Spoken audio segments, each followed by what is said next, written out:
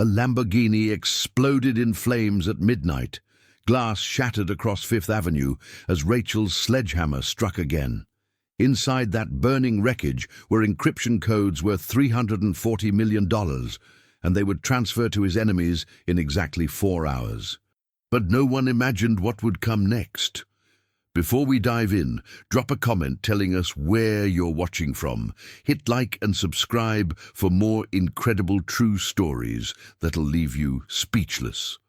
The Lamborghini exploded in flames at exactly 11:47 p.m.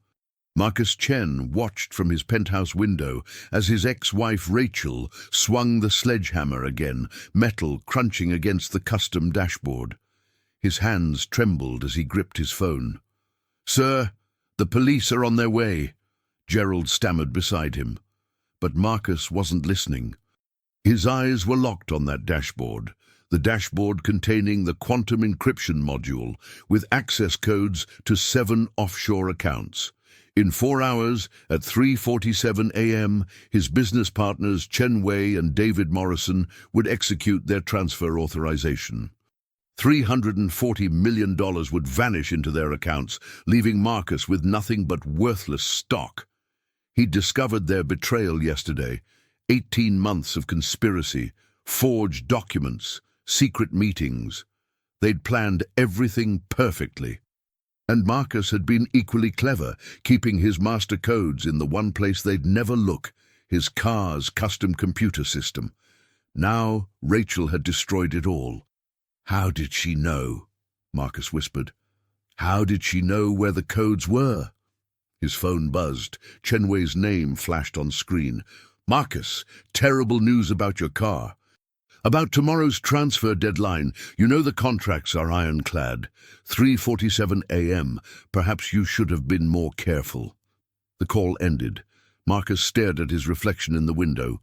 42 years old, self-made billionaire.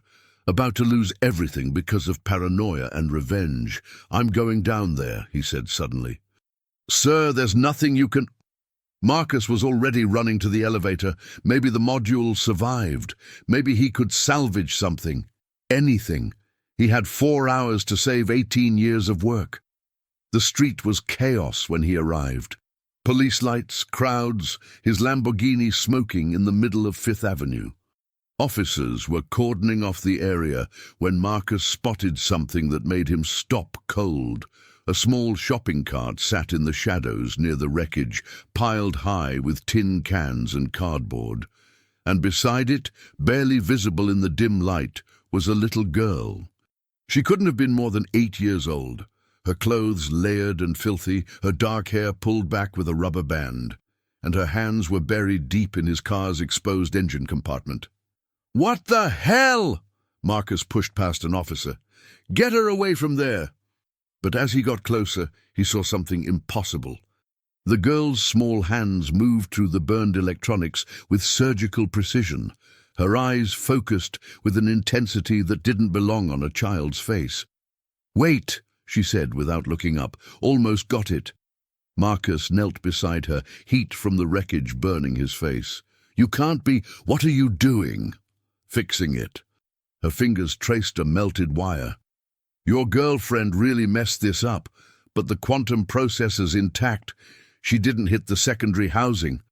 There's a backup circuit path, old redundancy system. I can reconnect it."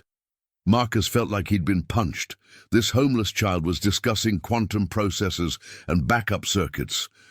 "How do you know about—" "My grandpa taught me before he died. Worked at a garage in Brooklyn."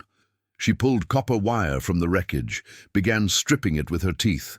"I can get your computer running again, long enough to pull whatever data you need, but I need something to bridge these connections."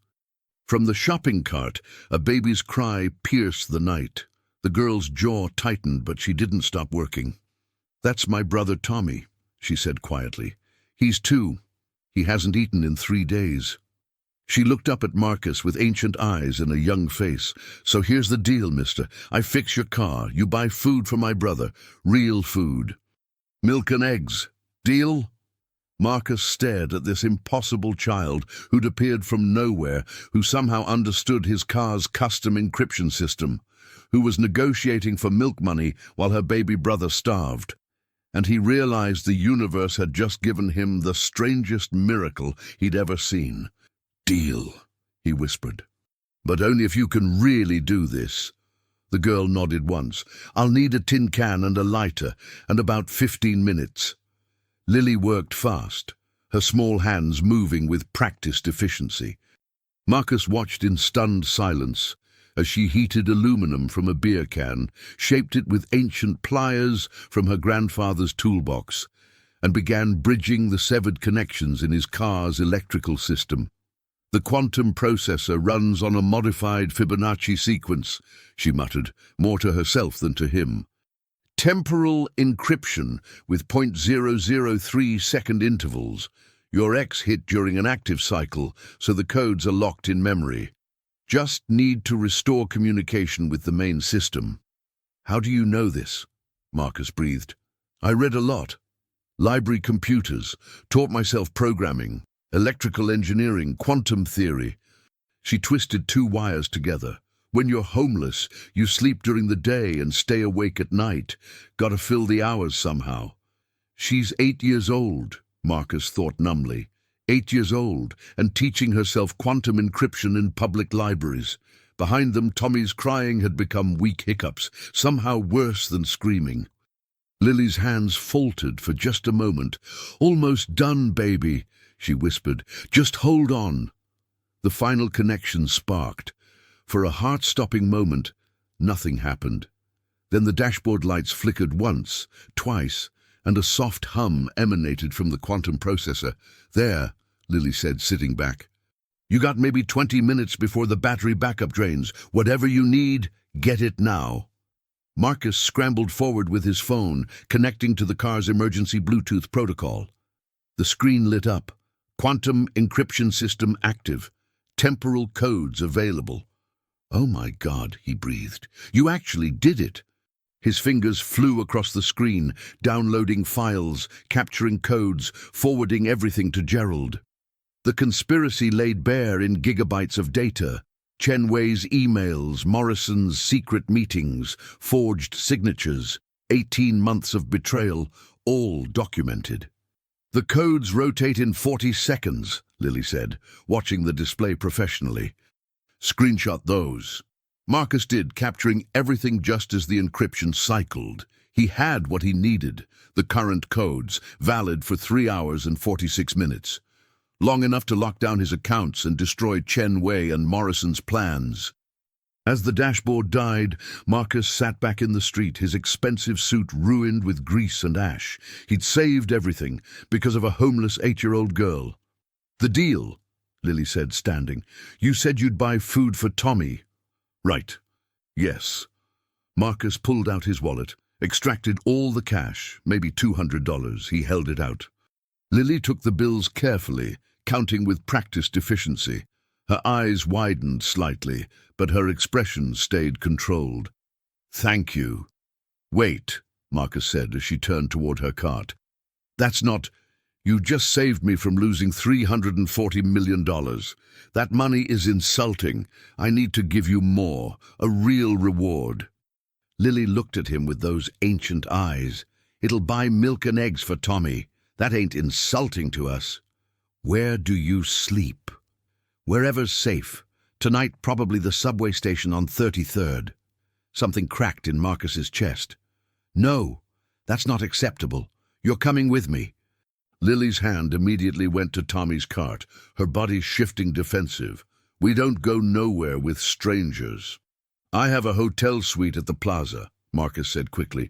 3 bedrooms. You and Tommy can stay tonight. Clean beds, hot shower, room service. Tomorrow we'll figure out something more permanent." "Why? What do you want from us?" A deal. The question hit like a slap. "Nothing. I just want to help. You saved my life tonight. Let me make sure you and your brother are safe and fed. Please." Lily studied him for a long moment. Police lights strobed across her young face. Finally she nodded. "Just tonight, and we leave if anything feels wrong." "Fair enough." Udan, as Marcus called his driver, he watched Lily carefully secure her shopping cart, checking every item. How many nights had this child protected her brother alone on these streets? The limousine arrived. They loaded everything: the cart, the pathetic collection of cans, Grandpa's precious toolbox. Tommy woke as they started moving, his enormous eyes finding Marcus. The hope in that gaze made Marcus look away. His phone buzzed. "Gerald, Judge Harrison's clerk will have the injunction ready in 2 hours. FBI's fraud division very interested in those documents." Marcus typed back, "Good, destroy them." Then he looked at Lily, who stared out the window at Manhattan's lights, her thin arms wrapped protectively around Tommy. "Lily," he said quietly, "tomorrow, after you've rested, I want to talk about your future. Both of you." She turned to him, suspicious. "What about it?" "I'm going to make you an offer," Marcus said. "And this time, I'm not talking about milk money."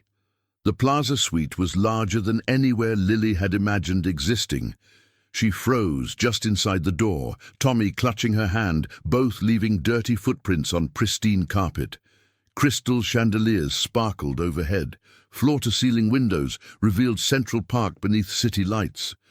"Bedrooms through there," Marcus said, gesturing. "Bathrooms fully stocked. I'll order room service, anything you want." Lily didn't move. This felt like a dream she'd wake from to find herself still on that cold grate. "When did you two last eat?" Marcus asked gently. Lily had to think. "Tommy had bread yesterday morning. I found half a sandwich Wednesday." It was now Saturday past midnight. Marcus's face went pale. He grabbed his phone, ordered children's menu immediately: scrambled eggs, toast, milk, juice, chicken fingers, mac and cheese, fruit, everything mild and easy to digest, small portions every hour. He hung up, turned back.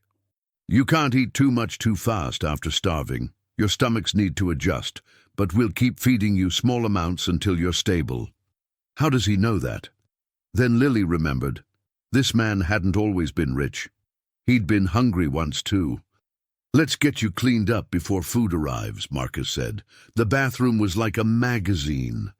Lily bathed Tommy in the enormous tub, peeling away layers of protective clothing. His little body was so thin, ribs showing, skin pale. When had he gotten so skinny? She scrubbed him with lavender soap that cost more than a week's meals. Tommy giggled, the first real laugh in weeks. The sound made her eyes burn. "Your turn," Marcus called through the door. "Clean clothes out here, take your time." After wrapping Tommy in a fluffy robe, Lily ran her own bath. Hot water felt like heaven. She watched 3 years of street life swirl down the drain. When they emerged in oversized but clean clothes, room service had arrived, more food than Lily had seen in months. Tommy's eyes went huge. "Is this real?" he whispered. "It's real, baby." She settled him in a chair, placed small portions on a plate. "Eat slow, little bites." Marcus sat across from them, nursing coffee, watching with an unreadable expression. Not pity, something else, something like wonder. "How old are you really?" he asked quietly. 8. Tommy just turned 2 last month. "You've been on the streets almost a year." 11 months, 2 weeks. Mama died February 18th last year. Heart attack. She'd been working 3 jobs, and her body gave out, got evicted in April. "What about family?" "Grandpa died 5 years ago. Cancer. Grandma when I was a baby. No aunts or uncles. Tommy's daddy left before he was born. I don't remember mine." Marcus set down his cup with a sharp click. "Child services would separate us," Lily cut him off, voice hard. "Foster care split siblings. I'd go to one family, Tommy to another. I'd never see him again, so we don't go near them, ever. You're 8 years old. I know how old I am. You should be in school, playing, being a kid." Don't mean much when you're trying to survive," Lily said flatly. She wiped Tommy's face. "I do okay. I keep us safe. I keep us alive. By sleeping on grates and eating from trash." The words hung like an accusation. Lily felt her walls rising. "We're doing fine, and tomorrow we'll be gone, so don't worry about it." "Oh, what if I said I didn't want you to go?" Lily froze mid-motion. "What?" Marcus leaned forward. "You saved my life tonight, saved everything I built. And watching you care for Tommy, watching how smart you are, I keep thinking about waste." "Waste? You're brilliant, genuinely brilliant. You taught yourself quantum theory in libraries. You repaired a custom encryption system in 20 minutes. You could go to MIT, work for NASA, change the world, but instead you're on streets, eating from trash, trying not to freeze. That's not just unfair, it's a waste of potential." "Life ain't fair," Lily said. "Mama used to say that. What if you didn't have to fight alone?" The question made her stomach clench. She recognized this moment, before promises that wouldn't be kept. "What are you saying? I want to help, really help. Not just tonight. A home, food, education, a future." "Why?" Lily demanded. "People don't just do that. There's always a catch." Marcus looked tired. "Maybe I'm tired of only caring about money. Maybe I want to do something good for once, something that matters." Tommy was falling asleep in his chair, finally warm and fed. Lily looked at her brother, then back at Marcus. "What exactly are you offering?" "I own a brownstone in Brooklyn," Marcus said, "empty for 2 years. You and Tommy could live there. I'll hire help for Tommy while you attend school, real school, not just libraries, the best tutors, whatever you need. And the catch? No catch. Except maybe you let me try to be better than I am. Let me help instead of just throwing money at problems." Lily wanted to believe him. God, how she wanted to. But trusting wrong could get Tommy hurt. "I need to think," she finally said. "Fair enough." Marcus stood. "Bedroom's through there. Take whichever you want. We'll talk more in the morning." Lily carried Tommy to the nearest bedroom and laid him on sheets, soft as clouds. She curled beside him, both clean and warm and full for the first time in 11 months and 2 weeks. But she didn't sleep. She lay watching city lights, thinking about brownstones and schools and futures that didn't involve freezing on grates. Was it real? Could she trust him? Tommy stirred, his small hand clutching her shirt. And Lily realized she didn't have to decide tonight. She could for once stop fighting long enough to rest. Morning came with sunlight through expensive curtains. Tommy woke first, staring around wide-eyed. "Lily, was it real?" "Yeah, baby, it's real." A knock made them tense. "Lily, Tommy, breakfast if you're awake." They found Marcus in the dining area with another food spread. But what caught Lily's attention was the woman beside him, tall, black, maybe 50, with kind eyes. "This is Dr. Patricia Williams," Marcus said. "A pediatrician. I asked her to check you both, make sure you're healthy, if that's okay." Lily's defenses rose. "Why? We're fine." "Humor me," Marcus said gently. "You've been living rough. Let's make sure there aren't medical issues we need to address." Dr. Williams smiled warmly. "I'm not here to make judgments or contact authorities, just to help. May I look?" Something in her voice made Lily relax slightly. She nodded. The examination was thorough but gentle. "Dr. Williams checked Tommy first, her face growing concerned as she noted low weight, beginning rickets from vitamin D deficiency, untreated respiratory infection. "He needs antibiotics," she told Marcus quietly. "Vitamin supplements. His immune system is compromised. Another few months like this." She didn't finish, but Lily understood. Another few months, and Tommy might not have survived winter.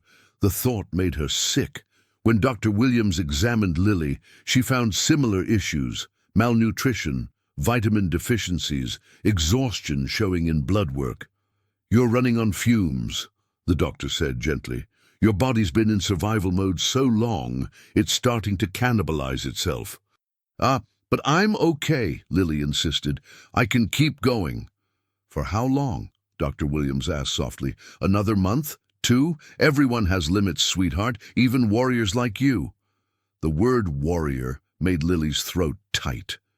Nobody had called her that before. After the examination, Marcus pulled out a folder. I had lawyers working all night.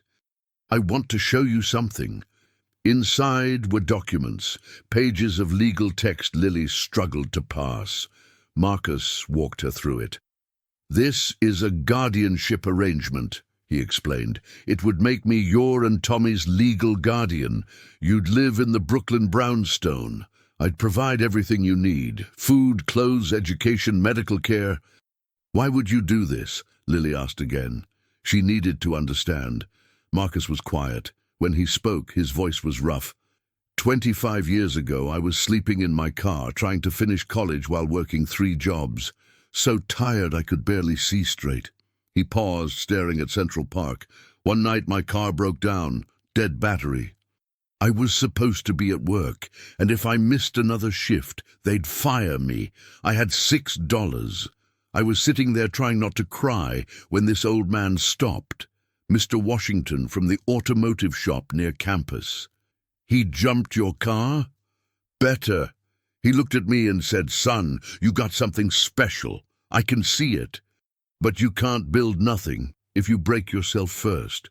Then he gave me a job at his shop, flexible hours around classes, free repairs, even let me sleep in the back room. Marcus turned to face her. Mr. Washington saved my life. He saw potential in a nobody kid and took a chance. He didn't want anything back, just wanted me to succeed. Said if I made it big, I should do the same for someone else. Did you? Lily asked. Marcus's face darkened. I got rich, built an empire, and I forgot. Forgot what it felt like to be desperate. Forgot Mr. Washington's lesson. I became the kind of man who cared more about stock prices than people. Marcus looked at Tommy playing with a toy car he'd ordered with breakfast. Last night, when you fixed my car, it wasn't just about money. You reminded me of something I'd lost. You reminded me why any of this matters. Lily studied the documents again. What if I say no? Then I'll set up a trust fund for you both.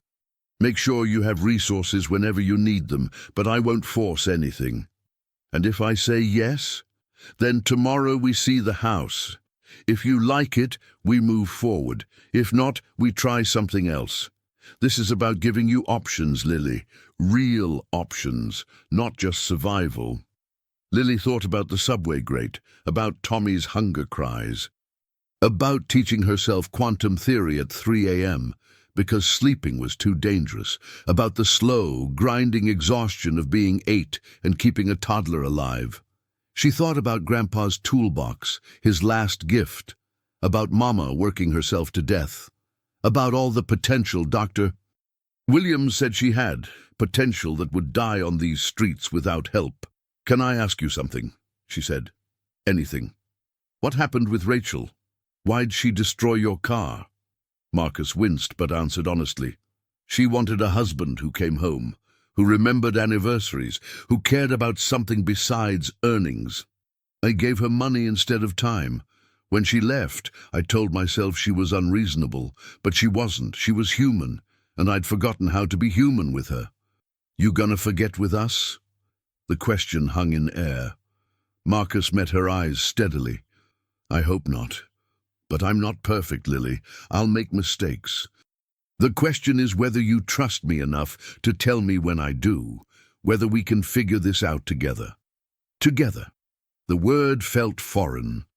Lily had been alone, really alone, since Mama died. She'd forgotten what together felt like. I want to see the house first, she finally said. Marcus smiled, a real smile, not corporate. Fair enough. Finish breakfast and we'll go. The brownstone in Brooklyn was beautiful. 3 stories of red brick, small front garden, trees lining the quiet street. Inside, hardwood floors, kitchen with island, bedrooms with actual doors that locked. This one could be yours, Marcus said, showing her a second-floor room. Windows overlooked the garden. Built-in bookshelves lined one wall. And Tommy's room is next door, with a connecting door so you can hear him at night. Lily walked to the window and looked at tree branches swaying in breeze. a real room, a real bed, a real home. "There's a study on the third floor," Marcus continued. "We could set it up as a workspace for you. Tools, computers, whatever you need. A place to tinker and invent and be brilliant." "Why do you keep saying that I'm brilliant?" "Because you are, and I think nobody's ever told you before." He was right. Mama had loved her, but Mama had been too exhausted to see past survival. Grandpa had seen it, taught her everything before cancer took him. But since then, nobody had looked at her and seen anything but a homeless kid. "What about school?" she asked. "Excellent private school 3 blocks away. Small classes, individualized attention. I've spoken with the headmaster. They'll test you, see where you place. My guess: you'll be ahead in science and math, need catching up in other areas. We can supplement with tutors." Lily turned to face him. "And you really don't want anything back? This isn't about making me work for you?" "I want you to be happy," Marcus said simply. "I want you to be safe. I want you to have the childhood you should have had, that's all." Tommy came running in, little feet slapping hardwood. "Lily, there's a backyard with a swing."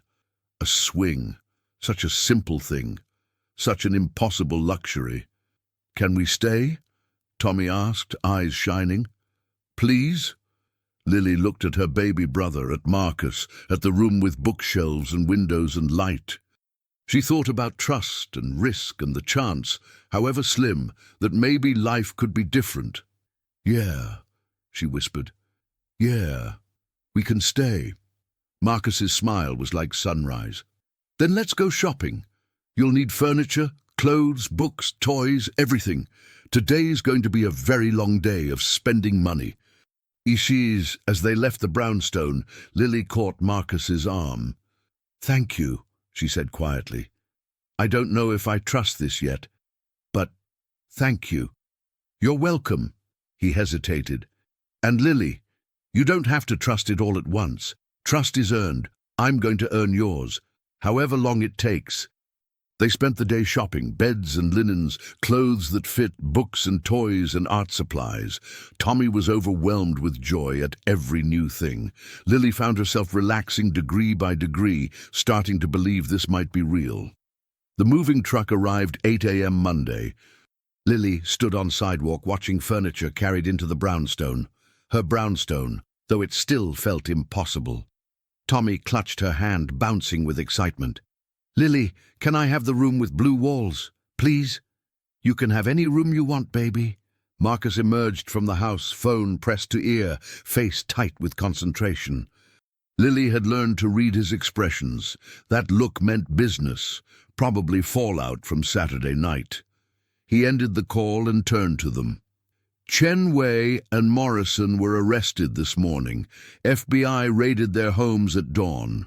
Fraud charges are just the beginning. Money laundering, wire fraud, conspiracy, they'll both do serious prison time." Because of what I fixed?" Lily asked. "Because of what you fixed," Marcus confirmed. "Those codes you saved gave us access to 18 months of documented conspiracy.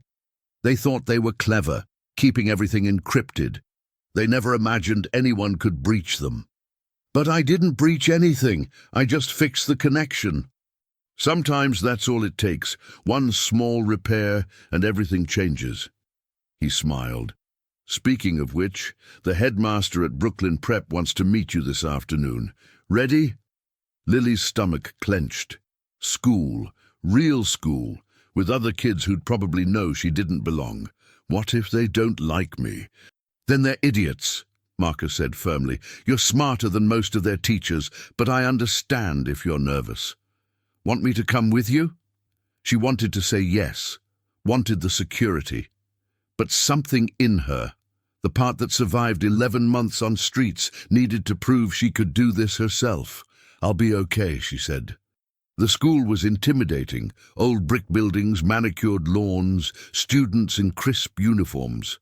The headmaster, Dr. Ellen Brennan, was a sharp-eyed woman in her 50s who looked at Lily with frank curiosity. "Mr. Chen tells me you're quite exceptional," she said, leading Lily to her office.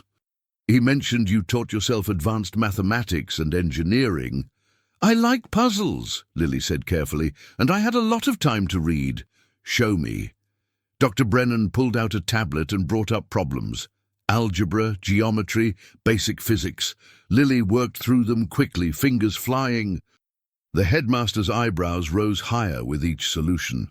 These are ninth-grade problems, Dr. Brennan said slowly. You're 8 years old. Is that bad? Bad? Lily, it's extraordinary. The headmaster leaned back. Let me be honest. Brooklyn Prep is a school for gifted students. We have children here who score in the 99th percentile. And you just solved problems that would challenge most of them. Lily felt her cheeks heat. So, can I come here? Can you? I'd be thrilled. But I want you to understand what you're getting into. This isn't normal school. The academics are rigorous. The other students are competitive. You'll be younger than your classmates, probably 2 or 3 years younger, given your level. I can handle it. Dr. Brennan smiled. I believe you can, but there's more than academics. There's socialization, making friends, learning to be part of a community. When was the last time you interacted with children your age? The question made Lily uncomfortable. I don't remember. Before Grandpa died, maybe? That's what I thought. The headmaster pulled out enrollment forms.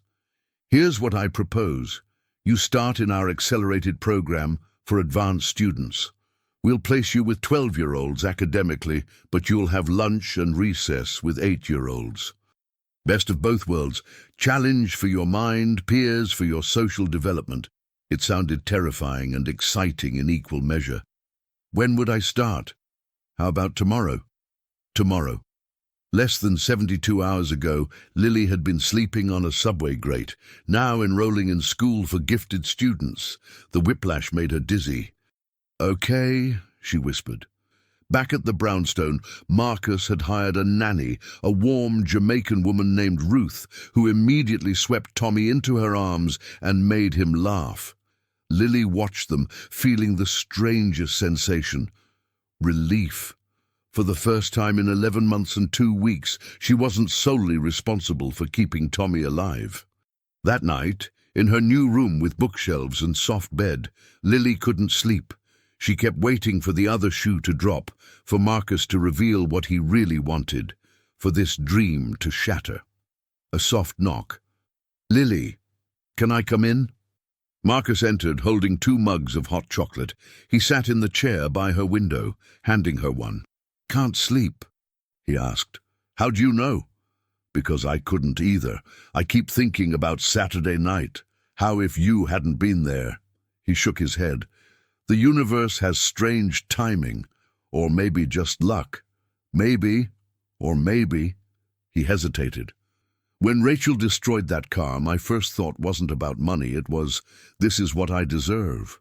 I'd been so focused on business, so paranoid about betrayal, that I'd pushed away everyone who cared. Rachel didn't destroy my car. She destroyed the symbol of everything I'd become. Cold, isolated, trusting machines more than people. But you're not like that now, Lily said. You're helping us. Because you reminded me how to be human. Marcus met her eyes.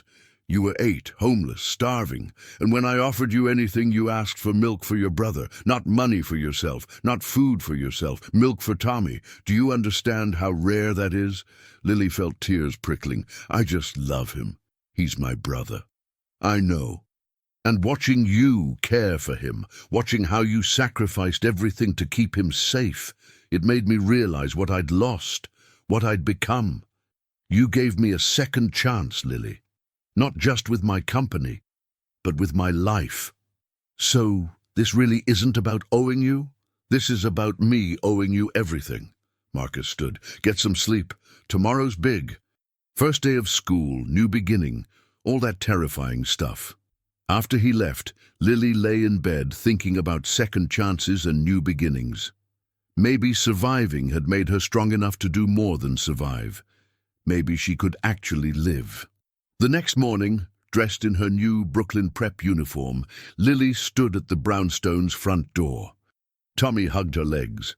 "You're gonna be amazing," he said, his 2-year-old voice earnest. Ruth laughed. "That boy's got the right idea. Now go on, show them what you're made of." Marcus drove her to school in a new Tesla, much less flashy than the destroyed Lamborghini.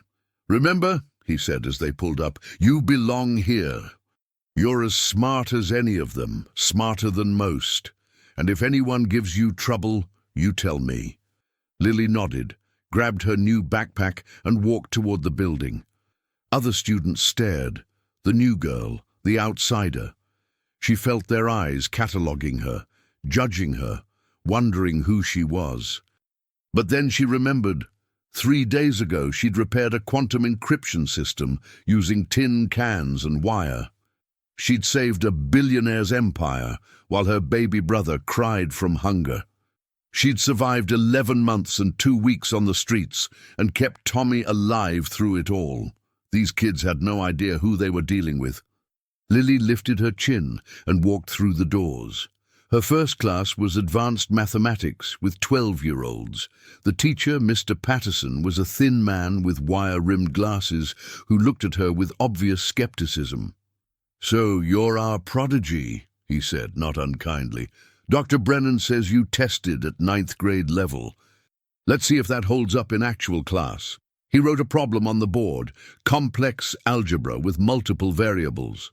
"Anyone?" Hands shot up around the room. But Lily saw the answer immediately, saw the elegant solution path that cut through the complexity. She raised her hand. "Yes, Lily?" She walked to the board and wrote out the solution in clean, efficient steps. The room went silent. That's correct," Mr. Patterson said, surprise evident in his voice. "But there's actually a shorter method." "I know," Lily interrupted, "but this way shows the underlying structure better. Makes it easier to understand the principle for harder problems."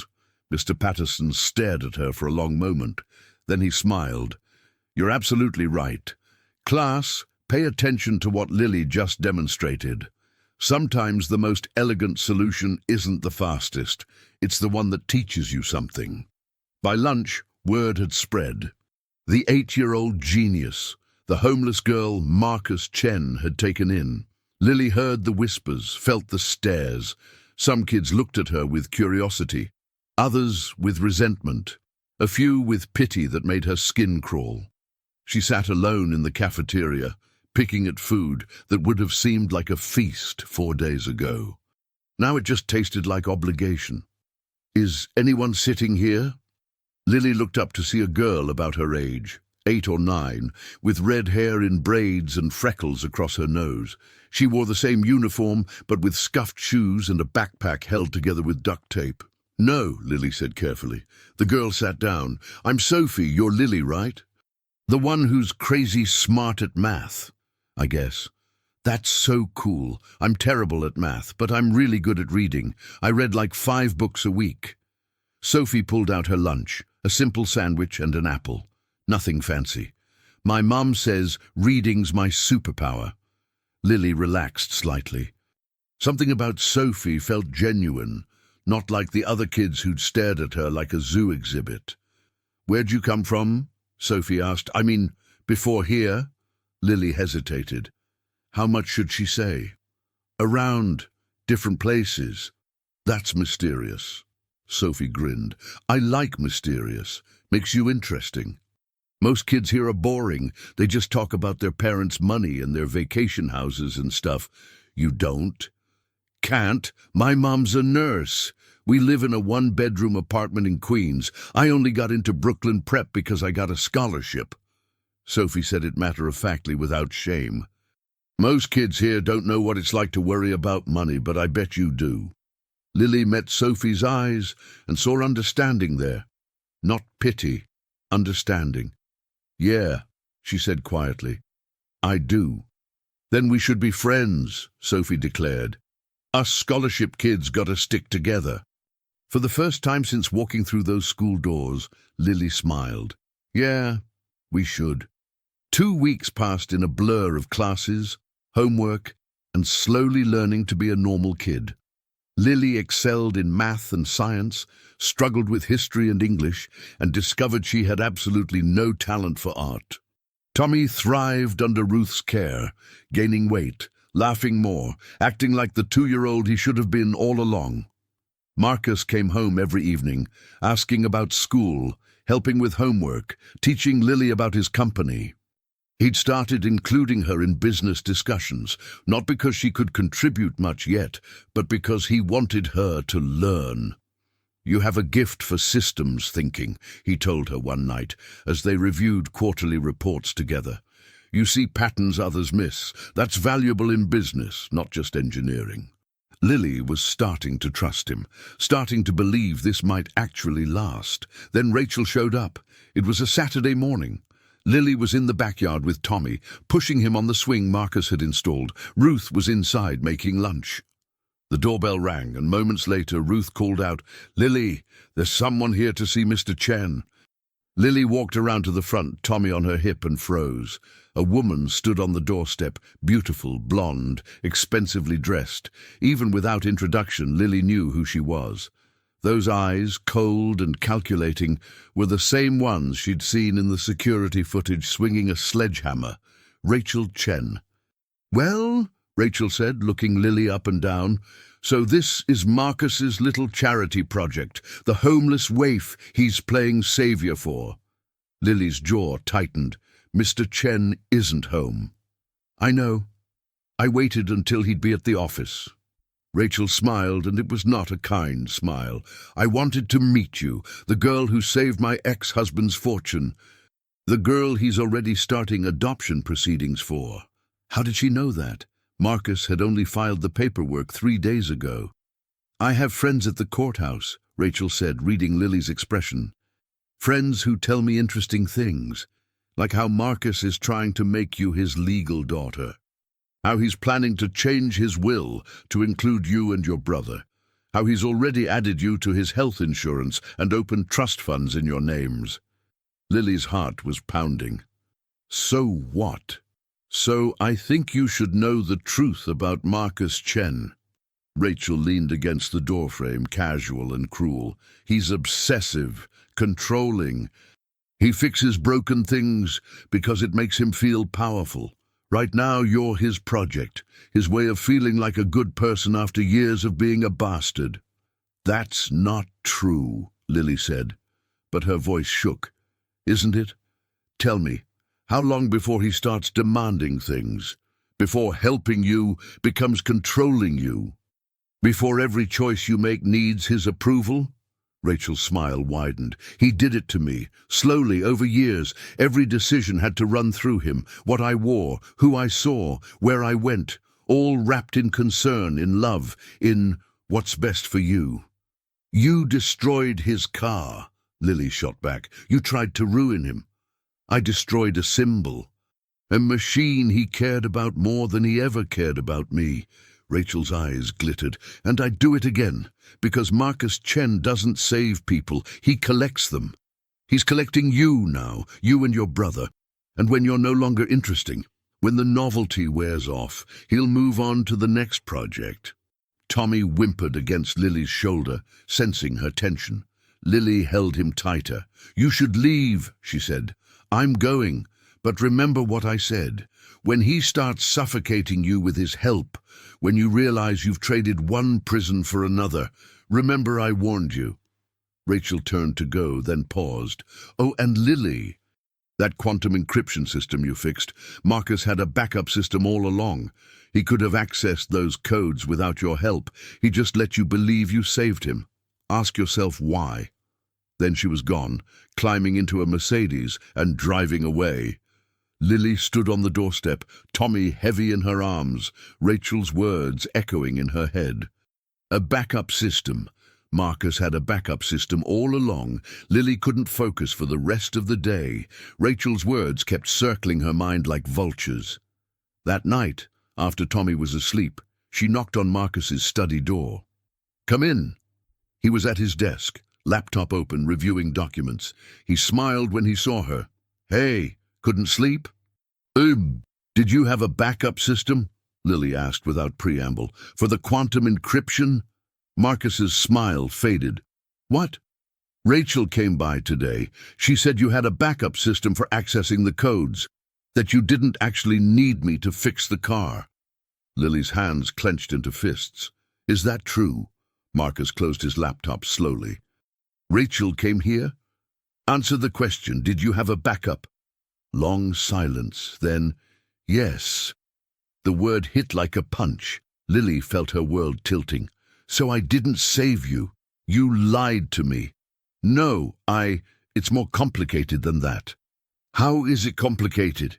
You either needed my help or you didn't. Marcus stood, walked toward her. Lily stepped back. Don't. Just explain. He ran a hand through his hair, looking older than his 42 years. There was a backup system, a secondary protocol I could have activated remotely. It would have taken about 6 hours to fully implement, long enough that I would have cut it very close with the 3:47 a.m. deadline. But yes, technically possible. So you used me. No, I saw a homeless child fixing my car with tin cans and wire, and I was amazed. I was humbled, and yes, I could have stopped you and used my backup system.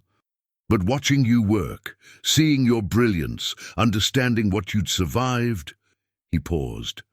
I wanted to know who you were. I wanted to help you. Not because I needed you, but because you deserved help. That's not how it felt. You made me think I was saving you. You did save me, Marcus said intensely, just not the way you think. You saved me from being the kind of man who only cared about money and empires. You reminded me what mattered. That's a nice story, Lily said bitterly. Real pretty. But Rachel was right. I'm just your project. Your way of feeling like a good person. Rachel is a bitter woman who hates me and wants to hurt anyone I care about, Marcus said. She's manipulating you. Is she, or are you? The question hung between them like a blade. Marcus looked stricken. Lily, I care about you and Tommy. Genuinely, this isn't about feeling good about myself. How would I know? Lily's voice broke. How would I know the difference? I'm 8 years old. I don't know how to tell when adults are lying to me. I trusted you because you helped us, but maybe Rachel's right. Maybe you're just collecting us like you collected your cars and your companies and your things. I'm not, Marcus said desperately. I swear to you I'm not. Then why didn't you tell me about the backup system from the start? Why let me think I was the only one who could save you? Marcus had no answer. The silence stretched. Finally Lily spoke, her voice small and tired. I need to think. I need to figure out if I can trust you. She turned and walked back to her room, closing the door softly behind her. Inside, she climbed into bed fully clothed and stared at the ceiling. Had the last 2 weeks been real, or had she traded one kind of survival for another, trading cold grates for a gilded cage? She didn't know, and not knowing terrified her. In his study, Marcus sat with his head in his hands, Rachel's poison working exactly as she'd intended. He'd been so careful, so determined to do this right, and with a few well-chosen words, his ex-wife had destroyed everything. He pulled out his phone, stared at it, then made a decision. He dialed his lawyer. David, I need you to draft something for me. A legal document giving Lily, when she turns 18, the right to walk away from this guardianship with a full trust fund, no strings attached. I want her to know she's not trapped, that she can leave any time and still be taken care of. Marcus, that's highly unusual. I don't care, do it. I need Lily to understand she's not my prisoner. She's not my project. She's a kid I'm trying to help, and if she ever wants out, she can go, with resources, with support, with everything she needs to succeed without me. He hung up and looked at the closed door of Lily's room down the hall. Somehow, he had to prove to her that this was real, that he wasn't Marcus the collector or Marcus the controller. He was just Marcus, a man trying to be better than he'd been, trying to give 2 kids the childhood they deserved. But would Lily believe him? or had Rachel's poison already taken root? 3 days passed in cold silence. Lily went to school, came home, did her homework, and avoided Marcus. She was polite but distant. The warmth that had been growing between them had frozen solid. Sophie noticed immediately. "What's wrong?" she asked at lunch Tuesday. "Nothing." "That's a lie. You've been weird since Saturday." Sophie studied her. "Did something happen at home?" Lily wanted to talk about it but didn't know how. How did you explain that you weren't sure if the person helping you actually cared or was just using you? "It's complicated," she finally said. "Adults always make things complicated." Sophie bit into her apple. "My mum says that's what adults do best. Take simple stuff and twist it until nobody knows what's real anymore." The words hit close to home. Yeah. That night, Marcus knocked on her door. "Lily, can we talk?" She almost said no, but something in his voice made her open the door. He stood there holding a folder. "I had my lawyer draft something. I want you to read it." Lily took the folder warily. Inside was a legal document, dense text she struggled to parse. Marcus helped her through it. "It's a trust document," he explained. "When you turn 18, you get full access to a trust fund, $5 million. No strings attached, whether you're still living with me or not. Whether we're still in contact or not, it's yours." Lily stared at him. "Why?" "Because I want you to know you're not trapped. You're not my project or my possession. If you ever decide you don't want this life, this arrangement, me, you can walk away. And you'll have resources to build whatever life you want. But I'm 8. That's 10 years away. I know, but I'm documenting it now, in writing, legal and binding, because I want you to understand something, Lily." Marcus knelt down to her eye level. "Rachel was right about one thing. I am obsessive. I am controlling. I was those things in my marriage and it destroyed it, but I'm trying to be different. I'm trying to learn, and part of that is making sure you always have a choice." Lily's throat was tight. "What about the backup system? Why didn't you tell me?" "Because I'm an idiot," Marcus said simply. "I was so focused on helping you that I didn't think about how it would feel if you found out later. I should have been honest from the beginning. I should have said, yes, I have a backup, but watching you work is amazing and I want to help you anyway. I made a mistake. How do I know you won't make more mistakes? Bigger ones?" "You don't," Marcus said honestly. "I will make more mistakes, probably lots of them. But I promise you this, I will always try to do better. I will always listen when you tell me I'm wrong, and I will never, ever trap you." Lily looked at the document in her hands. $5 million. Freedom, documented and legal. A way out if she ever needed it. "Rachel said you'd get tired of me," she whispered. "That I was just a novelty." Rachel doesn't know what she's talking about," Marcus said fiercely. "You're not a novelty. You're a brilliant, brave kid who deserves every opportunity in the world. And even if you grow up and decide you hate me, even if we fight and disagree and you walk away, I will still be proud I knew you. I will still believe helping you was the best thing I ever did." A tear rolled down Lily's cheek, then another, then she was crying, really crying, for the first time since Mama died. All the fear and confusion and hope and terror came pouring out. Marcus pulled her into a hug and she let him. Let herself be small and scared, and 8 years old, instead of the warrior who had to protect Tommy alone. "I don't want to leave," she sobbed into his shoulder. "I like it here. I like having a home and school and Ruth and you. But I'm scared. I'm so scared this isn't real." "It's real," Marcus murmured. "I promise you, it's real. And I'm going to keep proving it to you every single day." They stayed like that for a long time. A 42-year-old billionaire and an 8-year-old genius, both trying to figure out how to be a family. Finally, Lily pulled back, wiping her eyes. "Can I ask you something? Anything?" "Why me, really? Of all the kids you could have helped, why me and Tommy?" Marcus smiled sadly. Because you reminded me of someone I used to know.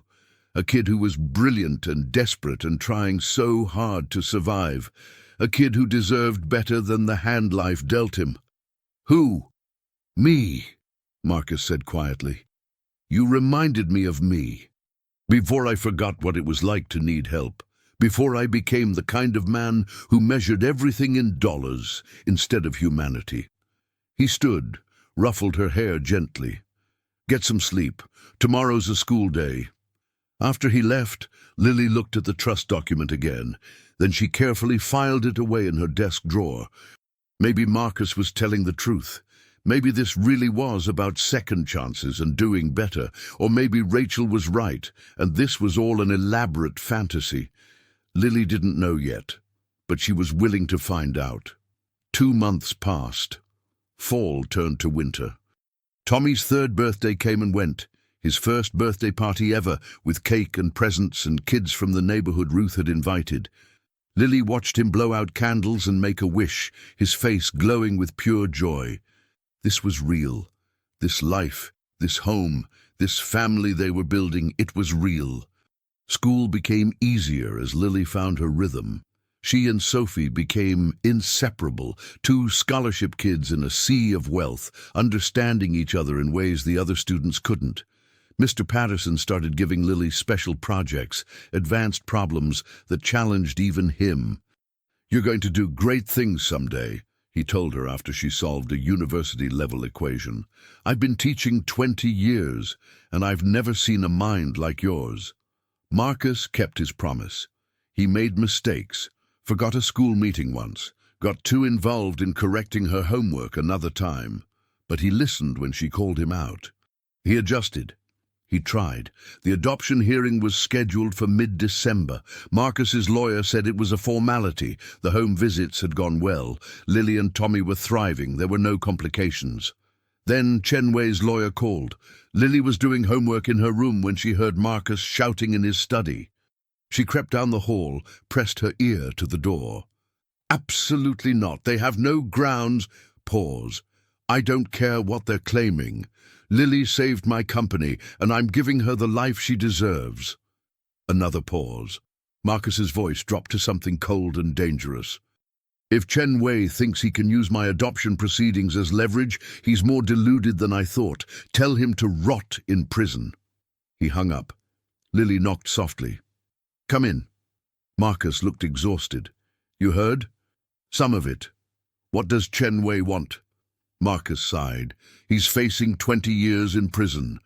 His lawyer is trying to make a deal, reduced sentence in exchange for testimony about alleged business improprieties.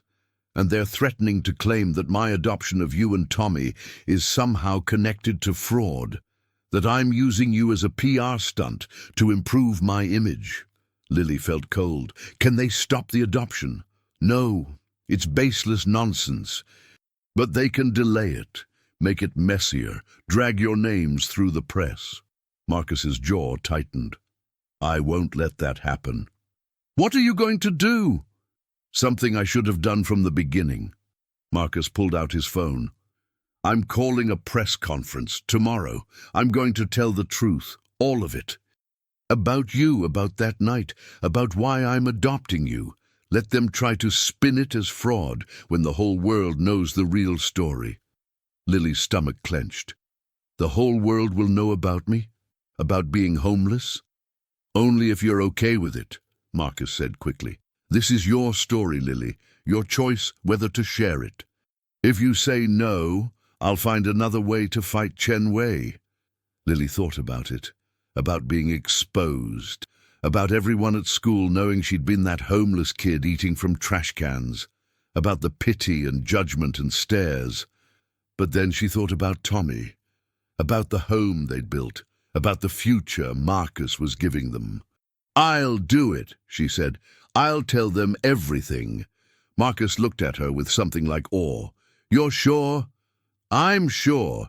Chen Wei tried to destroy you. He doesn't get to destroy this too. The press conference was scheduled for 2 p.m. the next day. Marcus's PR team worked through the night preparing statements, briefing Lily on what to expect. She insisted on writing her own statement. Marcus's team tried to edit it, but he overruled them. "She tells it in her own words," he said firmly, "or not at all." The press room was packed. Cameras lined the back wall, reporters filled every seat, photographers jostled for position. Lily stood backstage with Marcus, her heart pounding so hard she thought everyone could hear it. "You don't have to do this," Marcus said one last time. "Yes, I do." They walked out together. Flashes exploded like lightning. Lily squinted against the lights, found the microphone, and began to read from her carefully handwritten statement. "My name is Lily Martinez. I'm 8 years old. 2 months ago, I was homeless. My brother Tommy and I lived on the streets after our mother died. We slept on subway grates and ate from trash cans. I thought that was our life forever." Her voice shook, but she kept going. "Then one night, I saw a car on fire. A man's ex-wife had destroyed it. I realized the car had a quantum encryption system, and I knew I could fix it. So I did, using wire and tin cans and my grandfather's tools. I fixed it because that's what my grandpa taught me. You fix broken things." She looked up from her paper, found Marcus in the wings, drew strength from his encouraging nod. "Mr. Chen offered to pay me. I asked for milk for my brother. Just milk, because Tommy hadn't eaten in 3 days, and I thought milk was the best I could hope for." Her voice cracked. "But Mr. Chen didn't just give me milk. He gave us a home, a real home. He gave Tommy a safe place to grow up. He gave me a chance to go to school and learn and be a kid instead of just trying to survive." She took a breath, steadied herself. "Some people are saying Mr. Chen is adopting us as a publicity stunt, that he's using us to improve his image. Those people don't know what they're talking about. Mr. Chen is adopting us because he's a good man who saw 2 kids who needed help and actually helped, not with just money, with time and patience and love." Lily looked directly at the cameras now. "I'm not here because I'm a charity case. I'm here because Mr. Chen believes in me. He believes I'm smart and capable and worth investing in. And you know what? He's right. I am smart. I taught myself quantum theory in public libraries. I fixed a multi-million-dollar encryption system when I was 8. And now, with Mr. Chen's help, I'm going to do even more amazing things." She folded her paper. "So to Chen Wei and anyone else trying to use me and my brother as a weapon against Mr. Chen, you failed. You can't hurt him by dragging us into this, because we're not his weakness, we're his strength. We're proof that he's not just a businessman. He's a person who actually cares about making the world better." Lily stepped back from the microphone. The room erupted, reporters shouting questions, cameras flashing, chaos everywhere. But Marcus was there, his hand on her shoulder, guiding her backstage. "You were incredible," he said, his voice thick with emotion. "Did I do okay?" "You did more than okay. You were perfect." The video went viral within hours. Lily's statement was replayed on every news channel, shared millions of times on social media. Public opinion shifted dramatically. Chen Wei's lawyers backed down immediately, the fraud allegations evaporated, and the adoption hearing was fast-tracked. By Christmas, it was official. Lily and Tommy Martinez became Lily and Tommy Chen, legally, permanently, forever. On Christmas morning, Lily came downstairs to find Tommy already awake, tearing into presents with gleeful abandon. Ruth was making breakfast. Christmas music played softly. Snow fell gently outside the windows. Marcus sat on the couch watching Tommy with an expression of pure contentment.